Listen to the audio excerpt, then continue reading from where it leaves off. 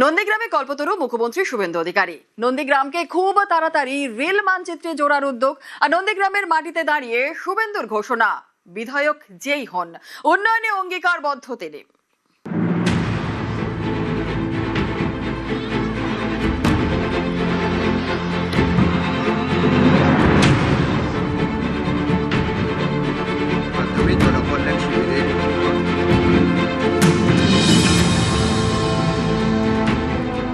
নন্দীগ্রামের মানুষকে রেলে চড়ানোর জন্য জেলা শাসককে নির্দেশ দেওয়া হয়েছে। এখনো যে 6 একর জমি হস্তান্তর বাকি রয়েছে, তার মধ্যে ইতিমধ্যে তিনি 3.5 একর সরকারি জমি রেলকে দিয়ে দিয়েছেন।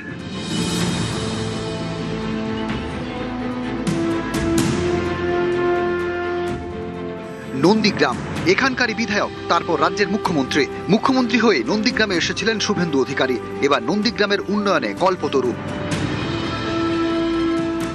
বিগত দিনে সাংসদ বিধায়ক হিসেবে যে পরিষেবা আপনাদের বন্ধু শুভেন্দু তার কাছ থেকে পেতেন, বিধায়ক যেই থাকুন, যেই সাংসদ থাকুন না কেন, আমি নন্দীগ্রামের ক্ষেত্রে অঙ্গীকারবদ্ধ।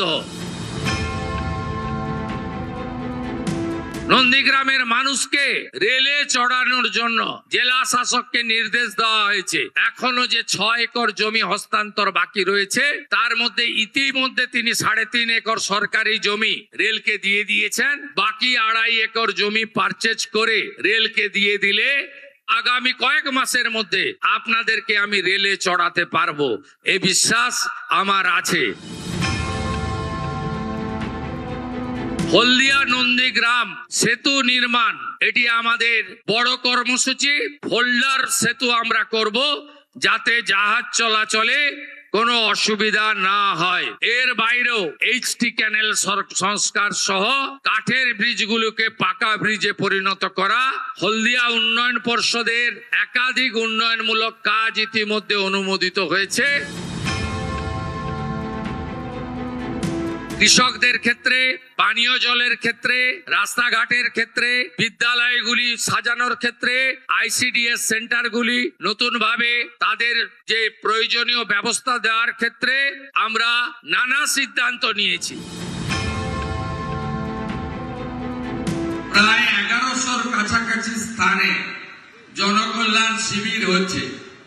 এই জনকল্যাণ শিবিরে কেন্দ্রীয় এবং রাজ্য সরকারের 54টি গুরুত্বপূর্ণ স্কিম, যার সরাসরি কল্যাণ বা সুযোগ আমাদের এই রাজ্যের মানুষজন পাবেন।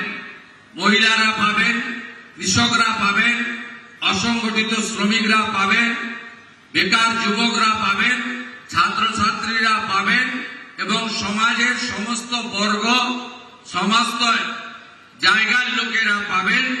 তাদের অত্যন্ত স্বচ্ছতার সঙ্গে এখানে আধিকারিক কর্মচারীরা আপনাদের সহযোগিতা করে নাম নথিভুক্তকরণ করবেন আধুনিক ব্যবস্থাপনার মধ্য দিয়ে। তাই আপনারা এই শিবিরের সুযোগ আপনারা নিন, এটা আমরা চাইব। নন্দীগ্রামের জন্য তিনি একাধিক প্রকল্পের কথা জানিয়ে দিলেন। রেল প্রকল্প থেকে ব্রিজ নির্মাণ কিংবা রাস্তাঘাট, ড্রেনেজ, পানীয় জল প্রকল্প, সবটাই কিন্তু তার গলায় উঠে এলো এবং তিনি রেয়াপাড়ার মঞ্চে দাঁড়িয়ে নন্দীগ্রাম আবেগে শান দিয়ে নন্দীগ্রামের মানুষের জন্য নানান উন্নয়নের কথাও বললেন। ক্যামেরায় পিন্টু সরকারের সঙ্গে সুজিত ভৌমিক, নিউজ 18 বাংলা।